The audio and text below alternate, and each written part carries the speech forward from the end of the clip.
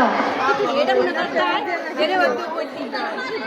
আক্রমণ করবা বেলুনে, কারণ শরীরে আক্রমণ করা যাবে না। যাতে ছুটে গেছে চলে যাও, বুথের বাইরে চলে যাও। হ্যাঁ, পড়ে গেলে সে বাতিল, পড়ে গেলে বাতিল, বেলুন পড়ে গেলে বাতিল। একটা আক্রমণাত্মক খেলা আমরা দেখতে পাচ্ছি। নিজের বেলুন সুরক্ষিত রেখে অন্যের বেলুন ফুটানো চমৎকার ভাবে মেয়েরা কাজ করছে, খেলছে।